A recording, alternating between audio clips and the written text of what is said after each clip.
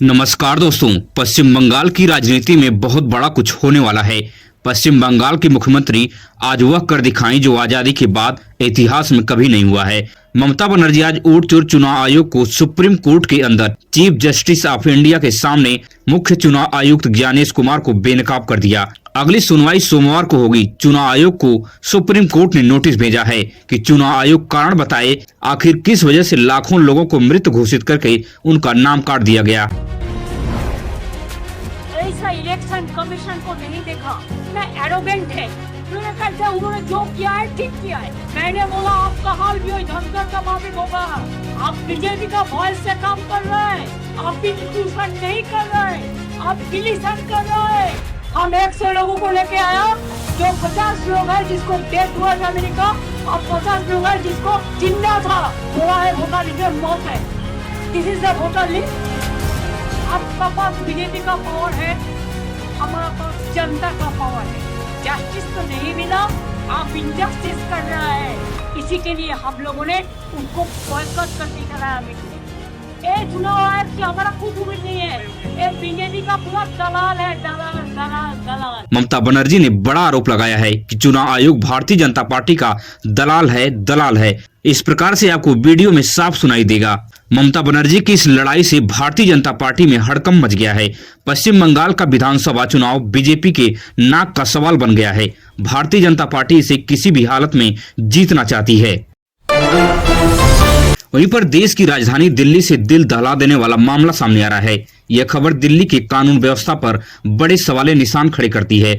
दरअसल दिल्ली में महज 15 दिन में 807 लोग लापता हो गए हैं, यानी हर दिन औसतन 54 लोग दिल्ली से गायब हो रहे हैं। इसमें सबसे ज्यादा संख्या में महिलाएं और लड़कियां शामिल हैं। कुल 500 मामले ऐसे हैं जिसमें महिलाएं और लड़कियां लापता हुई हैं। लापता बच्चे और पुरुष की संख्या अगर देखी जाए तो 298 पहुंच गई है। पुलिस अब तक 235 लोगों को ही ढूंढ पाई है, मगर 572 लोग अभी लापता हैं, उनका कुछ अता पता नहीं है। अब सबसे बड़ा सवाल खड़ा होता है कि दिल्ली में भारतीय जनता पार्टी की डबल इंजन की सरकार है, मगर सुरक्षा व्यवस्था कहां पर है। अब क्या आप कल्पना भी कर सकते हैं कि दिल्ली से कहीं भी आप दूर दराज के किसी राज्य में किसी सुदूर इलाके में रहते हैं तो क्या आपकी सुरक्षा वहां पे सुनिश्चित की जा सकती है। दिल्ली में जब इतनी बड़े पैमाने पर इनसिक्योरिटी है, महिला पुरुष बच्चे कोई भी दिल्ली में सुरक्षित नजर नहीं आ रहे हैं, जिस प्रकार का आंकड़ा दिल्ली पुलिस ने जारी की है। अगर आप दिल्ली में हैं या दिल्ली के आसपास किसी भी एरिया में हैं तो आपको बहुत सावधानी बरतनी है, क्योंकि दिल्ली अब महिलाओं और बच्चों के लिए खतरनाक साबित हो रही है।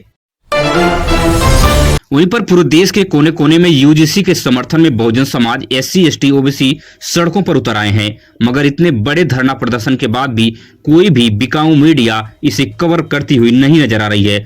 मगर सवर्ण समाज के समर्थन में पूरा सवर्ण मीडिया जो हमारी और आपकी टैक्स से चलती है, दिन भर कवरेज करके इसका नतीजा यह हुआ कि सुप्रीम कोर्ट यूजीसी कानून पर रोक लगा दी।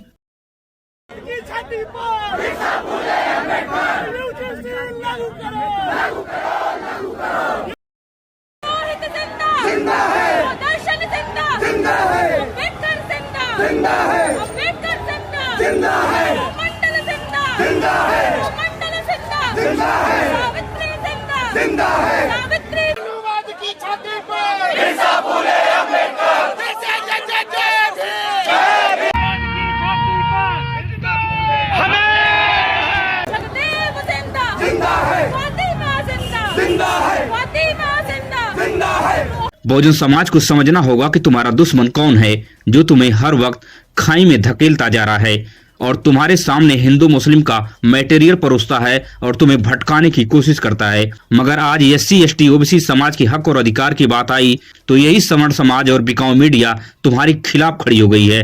तुम अपनी आंख को खोल के देखो। SC, ST, OBC समाज को यह बात तरीके से समझनी होगी। वहीं उत्तर प्रदेश के कन्नौज से बड़ी खबर सामने आ रही है। आज नगीना के सांसद चंद्रशेखर आजाद ने अखिलेश के गढ़ कन्नौज में एक विशाल रैली को संबोधित किया। चंद्रशेखर आजाद ने यूजीसी कानून को पूरी तरह से लागू कराने की चेतावनी दी है। चंद्रशेखर आजाद उत्तर प्रदेश के विधानसभा चुनाव से 1 साल पहले ही बड़ी तैयारियां करना शुरू कर दिया है। साथियों, अभी यूजीसी के नए नियम आए हैं, बड़ी चर्चा हो रही है, बड़ा विरोध हो रहा है, और मैं आपको स्पष्ट कहना चाहता हूं, वही विरोध कर रहा है जो जाति के आधार पर SC, ST, OBC के बच्चों का शोषण कार्यकर्ताओं को अपमानित करने का काम करता है। इससे हम लोग रखें और आपकी बात दूर तक जाए। जो न दिखाना चाहे उसकी भी मजबूरी हो जाए कि वो आपकी ताकत को दिखाने का काम करे, और जो दिखाना चाहे उसका तो हम लोग धन्यवाद करेंगे ही।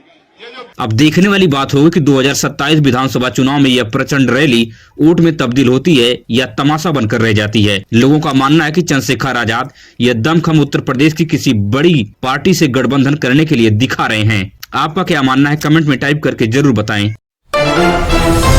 वहीं अखिलेश यादव ने गंभीर चेतावनी दी है कि उत्तर प्रदेश में बड़े पैमाने पर लाखों लोगों का वोट काट दिया गया है। जो लोग जिंदा हैं उनका भी वोट काट दिया गया है।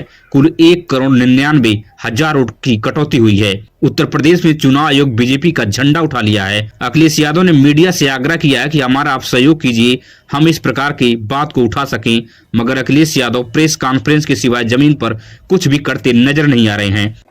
अब तो चुनाव आयोग को भारतीय जनता पार्टी का झंडा लगा लेना चाहिए अपनी बिल्डिंग पर। कुछ लोगों 1,99,710 वोट काटने का लक्ष्य है, जो हमें इंफॉर्मेशन मिली है। जिस प्रकार से ममता बनर्जी ने पश्चिम बंगाल से दिल्ली आकर तहलका मचा दिया, मगर अखिलेश यादव महल में बैठकर प्रेस कॉन्फ्रेंस कर रहे हैं, बस आरोप पर आरोप लगाते जा रहे हैं। 2027 का विधानसभा चुनाव समाजवादी पार्टी के लिए मुश्किल होने वाला है, क्योंकि पीडीए समाज से जुड़ा मुद्दा यूजीसी कानून से भी किनारा कसते हुए अखिलेश यादव नजर आ रहे हैं। वहीं उत्तर प्रदेश के मुख्यमंत्री योगी आदित्यनाथ ने इलाहाबाद हाई कोर्ट के नोटिस की फिर एक बार अवमानना कर दी है। हाई कोर्ट ने योगी आदित्यनाथ को तगड़ी फटकार लगाई थी, मगर आज योगी आदित्यनाथ ने गोली चलाना जायज ठहरा दिया। इस वीडियो को देखिए, आपको वीडियो देख के समझ में आ जाएगा कि पुलिस ने गोली क्यों मार दी। अगर पुलिस गोली ना मारी तो क्या पुलिस गोली खाए?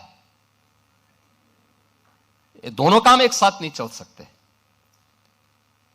अगर उस अपराधी को गोली चलाने की स्वतंत्रता है तो पुलिस के पास भी हमने इसीलिए पिस्तौल दी है कि वह भी उसके सामने उसका मुकाबला करे। उसका प्रशिक्षण इसी बात को लेकर के हो रखा है, और उसको जिस भाषा में समझे उस भाषा में उसको समझाने का काम करे।